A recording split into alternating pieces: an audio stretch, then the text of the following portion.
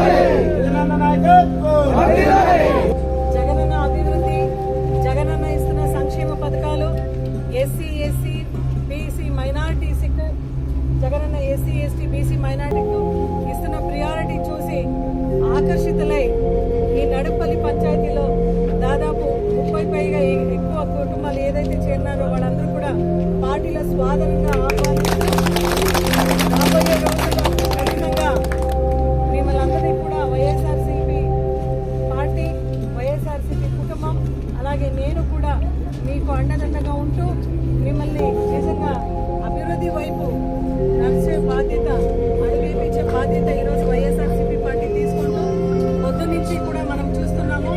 ఈరోజు దాదాపు నాగనాయన చెరువు, తుమ్మోడ పంచాయతీ, నల్లడక పంచాయతీ, గుడిపల్లి పంచాయతీ, పందిపర్తి పంచాయతీ, అదేవిధంగా ఇప్పుడు నడిపల్లి పంచాయతీ చూస్తున్నాము, చాలకూరు పంచాయతీ. ఇప్పుడు దాకా దాదాపు 140 కుటుంబాలు పార్టీలో రావడం జరిగింది. ఇంకా మనకు ఇంకా 4 పంచాయతీ అంటే మండలి, అదేవిధంగా మాగే చెరువు, చల్లాపల్లి, ఇంకా 3 పంచాయతీ కలిసి దగ్గర దగ్గర ఈరోజు 200 కుటుంబాలు ఈ సోమాదేపల్లి మండలంలో మన పార్టీలో వచ్చినాయంటే మీరందరూ కూడా ఒక్కసారి ఊహించాలి. ప్రజలందరూ కూడా ఈ నిజంగా పెద్ద ఎత్తున చేరికలు జరుగుతున్నాయంటే మన వైఎస్ఆర్సీపీ పార్టీకి కేవలం జగనన్న పైన ఉన్న నమ్మకం, అదేవిధంగా కులాల అతీతంగా, మతాల అతీతంగా, రాజకీయాలకు అతీతంగా జగనన్న ఇచ్చిన సంక్షేమ పథకాలు ప్రతి ఇంటికి చేరింది అన్న నమ్మకంతో వాళ్లకు రేపు భవిష్యత్తులో మంచిది జరుగుతుంది అని ఈరోజు వీళ్ళందరూ వచ్చినారు. మీ అందరికీ కూడా మరొకసారి తెలియజేసుకుంటూ స్థానికంగా ఉన్న లీడర్స్ అందరికీ కూడా మీకు మరొకసారి ధన్యవాదాలు తెలియజేసుకుంటూ జై జగన్.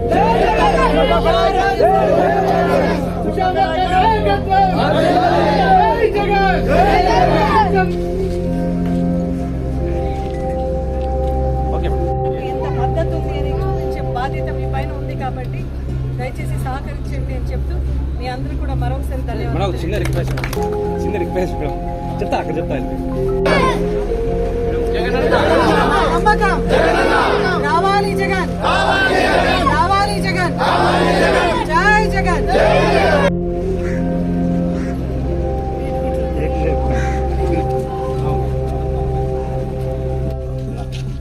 ముఖ్యమంత్రి, ప్రియమైన ముఖ్యమంత్రి జగన్ గారి పరిపాలన మీద ఆకర్షితులై 35 మంది, దాదాపు 40 కుటుంబాలు కూడా ఈరోజు వైఎస్ఆర్ పార్టీలో ఉషమ్మ గారి నాయకత్వంలో చేయడం జరిగింది. ఇది పార్టీకి ఎంతో బలోపేతం చేస్తుంది. వారికి కూడా ఉషమ్మ గారు ఇప్పుడు కూడా పార్టీ మీద అండగా ఉంటుంది.